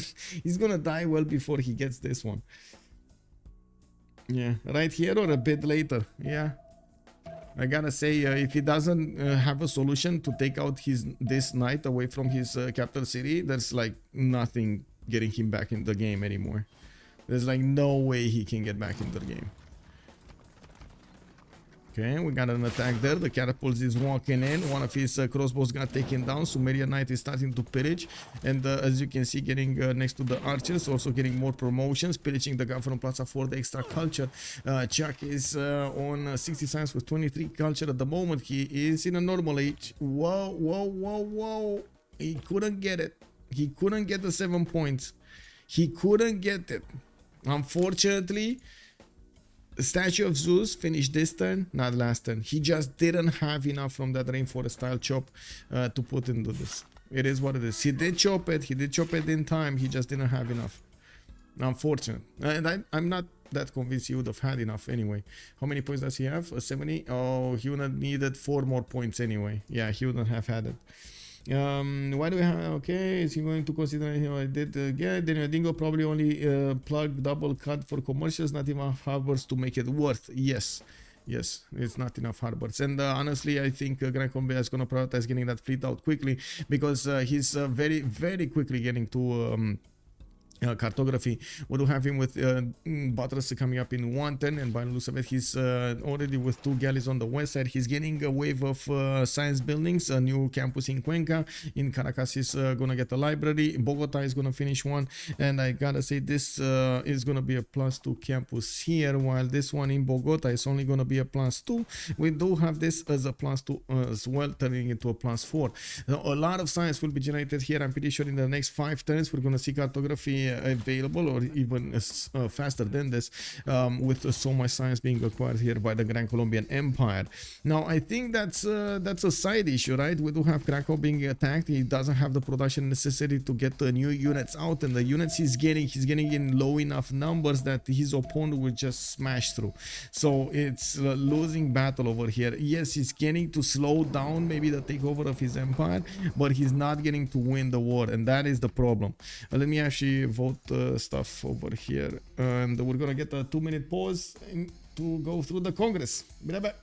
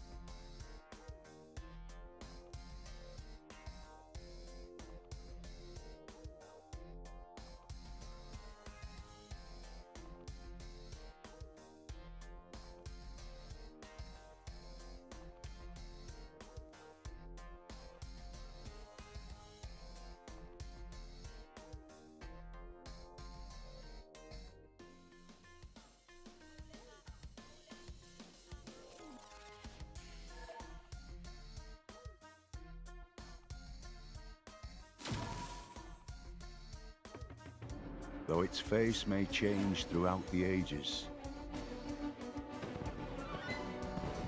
Oh my god, we got a victory! We got a victory here, such a quick victory, unbelievable. Exactly at the first Congress, we do have Titiits and Bartsake choosing to concede the game to ChucK and Softstyle. Of course, a commanding lead over here coming out from ChucK to go against his opponent. Unbelievable performance over here with Sumeria. We did have him with a very good turtle, and I'm pretty sure we're gonna hear some post-game chats here in just a few seconds. Let me actually take a quick peek what's going on here. Also, yeah, big GG.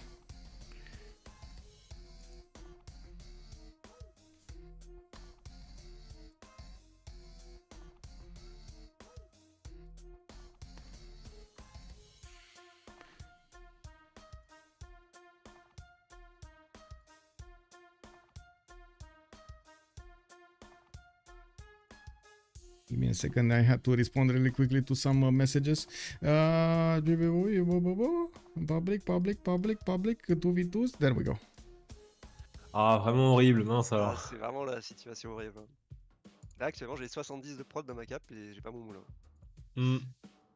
Moi j'ai beaucoup aimé le pic Pologne. C'est quelque chose qui vous faisait pas peur le Summer Bart et Titiits ou vous y avez pensé On en a parlé, on y a pensé, mais on voulait pas forcément le pic. Ouais. Enfin, je pense que Summer Egypte, c'est quasiment le même combat. Mhm. Donc de toute façon, tu bannes Summer, si les mecs veulent gamble une ville et Menanki, ils vont prendre autre chose, tu vois. Ouais. Donc pas la cible le problème là. Hein.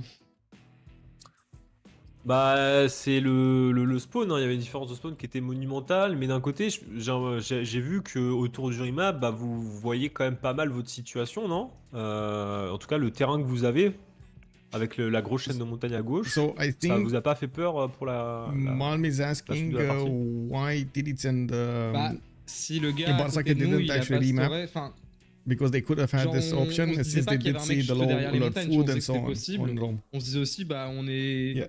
on est entre guillemets free sim, chill, tu vois, on va jouer l'eau Ouais. tranquille, on a un setup aussi, on se disait qu'on avait un stop costal facile, tu vois. Hmm. Là, la vérité, c'est qu'on peut pas s'envoyer de trade naval parce que on est trop proche sur le terrestre. Ah merde. Eh ouais, faut Et- envoyer faut que vous échangez une ville sur les côtes, Ouais, quoi. ouais. Du coup, ouais. Et Le parce que spawn ton était pas spawn ouf. était un petit peu catastrophique, Bart, en termes de rendement, ça t'a pas fait peur aussi, c'était dur. Bah, avec. Franchement, s'il y a pas d'unité dans mon land, ça le fait, tu vois. Si je perds pas ma route au moment où je la lance. Mais ouais, le spawn était pas ouf. Le truc, c'est dur de remap quand t'es côte à côte comme ça en 2v2. Que tu Mm. te Vous dis. aviez enfin, les les mecs- deux continents ou pas? Ouais, on s'était dit que bah, c'était de l'autre côté de la Non, montagne, donc on allait avoir accès. on avait accès, mais limite, tu vois. On s'est dit que si vous l'aviez... On l'avait pas, vous l'aviez probablement pas non plus. Et en plus, ils ont Colombie, tu vois. Genre, moi, je me disais, au pire, il y a Summer Free Sim. Je suis confiant, tu vois. Mais on est côte à côte au bord de la map alors qu'il y a Colombie en face, tu vois. Je suis Ouais, content on a- de voir qu'on a exactement la même analyse, parce que moi, ce que j'ai dit, c'est... Certes, ils ont peu de maps, certes, il y a une chaîne de montagne qui les bloque, mais d'un côté... So Rafif is translating for us that first of all, Rome was hard on production and he was scared to remap because they were close of each other and they might have not had such a close proximity to other. I mean, it's hard to say remap. It's almost impossible to know Gran Colombia has so. Yes, Alex 2000. That is true. That is true. on a- Mais on a- c'est sans compter une mauvaise position de la Colombie sur vous, ou un snowball trop fort du Summer. on a beaucoup hésité sur le remap de toute façon. On est un peu sceptique. Hmm. Que le spawn de Bart, c'était quand même... Il était vraiment nul son spawn quand même, hein, même avec ça. Il Voilà, avait les deux parts là... hein. Bah déjà, quand t'es Rome et que tu peux ouvrir que 3 villes au lieu de 4, c'est déjà chiant, quoi. J'avoue que quand j'ai regardé, moi j'ai lancé un... J'ai fait Monument Colon dans ma B2 et je vois B4 et j'ouvre le panel et je vois que t'es que sur 3 villes, je me suis dit que ma tempo était quand même mieux. Et après, ouais. Nous, Bah, le truc, c'est qu'au moment où je peux décider de faire un quatrième colon, je vois que t'as mis Namani à Anshan en fait. Et Ouais, du coup, je suis en mode, enfin frérot, qu'est-ce que tu fais? Et puis en fait, j'étais parti port et du coup, ça puait la merde, gros. Ouais, c'est ce que Soft il m'a dit, ah il a des ports. Je fais quoi? C'est trop nul. Trop nul. Hmm. Ouais, parce que tu te retrouves à un moment de la partie où vous êtes toujours genre 30, et tu dois faire tes phares, des colons parce que t'es toujours que sur 3 villes, et des cavaliers pour aller t'occuper d'Anshan. C'est horrible. Non, horrible. C'est, je vois très bien la position dans laquelle ça te met, où c'est chiant parce que t'as trop de choses à faire et pas assez de prod, quoi. Bah en fait, au moment, mais je vais te dire, au moment où j'étais en train de finir navigation à voile, je me suis dit, mais en fait, je suis fucked up. Tu vois, en gros, c'est au moment où où je meet le Torres et ChucK. Hmm. Et genre à ce moment-là, je me dis, ça pue la merde. Je suis super loin d'un quartier. Si je veux partir plat de coach, je suis super loin. Si je veux partir campus, en vrai, mes campus c'était pas ouf. Et du coup, mon opening de ville était un peu bizarre. Et juste, je me sentais. Tu connais quoi. Tu pouvais pas juste faire genre navigation à voile into équitation et genre travailler, genre je sais pas si t'avais un poisson à 6 dans ta cape ou une tortue ou un truc à travailler, mais juste de la navigation à voile juste pour travailler tes trucs à tempo là. Ouais, mais j'avais 2 poissons. Il y en avait un qui était ring 3. Ok. Il y avait pas de récit. On voit pas ta cape donc je sais pas. Y'a mec, j'ai reload l'ARPA, si tu veux voir. J'ai reload la spec. Mon Softstyle, le FFA, c'était comment? Avec, j'ai fait du gold pour ChucK. Et qui m'a dit, on fait du gold, je vais faire un push night, j'ai fait ok. J'ai maxé les golds que je pouvais faire en early, j'ai rien fait d'autre. Alors, en vrai, ça a fait le café, hein, parce que vous aviez vraiment une grosse avance de GPT par rapport aux adversaires. Après, c'est aussi le fait que je parte à mini externe. Moi, du coup, je suis à 50 GPT très vite avec mes 3 Euh, cartes. Mais tes Ah, vous routes, êtes tous les deux à 50 GPT. Mes routes, elles Ça rapporte passent 3 balles, sur- gros. Bah ouais, mais bon, j'en ai 4, ça me fait 12 balles. Voilà. C'est quasiment le GPT de la Pologne. Et c'est nul. C'est nul.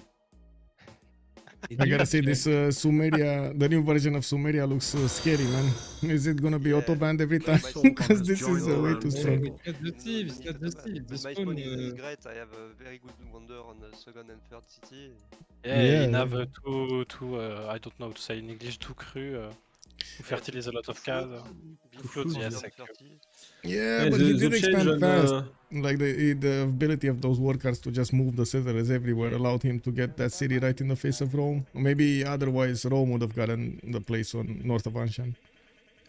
and the floods hit like 2 or 3 times, so Yeah. the change of Sumeria that protect Sumeria on floods make a huge difference, I think, because instead he lost like maybe 3 or 4 population on this capital. Yeah, it was massive. And they have a gold start with truffles and diamonds. Yeah, you were struggling, like both of you were struggling on gold. They didn't have any issues. You saw how many knights they upgraded. Unbelievable But gold. to be honest, at some point before I have knights, I was a bit afraid before my second general because Yeah. I'm pushed on both sides and it's quite a difficult situation for me. Yeah. And especially the crusade. When Soft told me, "Oh, Stone Age is gone," and I knew it was crusade right away. Yeah, that was quite something, depending on the north and pushing in the south. Maybe I should have go for the units instead of the cities, like trade everything. Yeah, maybe, but I don't know because on my capital I'm one turning war cards, and I had a free builder on second city, and I produced like 4 war cards in one turn just before night, so I think I had enough units, even if you trade me everything.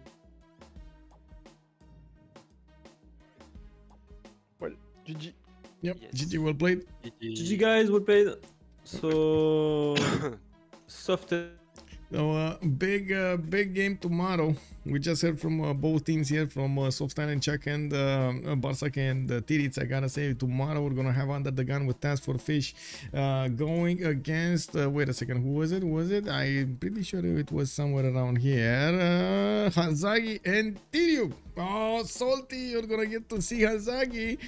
We do need to see what they're gonna do. I do have to say this is not 1930 GMT. It's actually 1830 because I just found out they were talking about Paris time and not GMT. So it is 1830. It's 1 hour earlier than our usual 1930 start. Now I do have to also say thank you so much for everything. Much appreciated for every support of the stream over here with the gifts, with the donations, and of course the follows. Did I actually hear something as a notification? I did. Kasobon, thank you so much for the follow, sir, and welcome.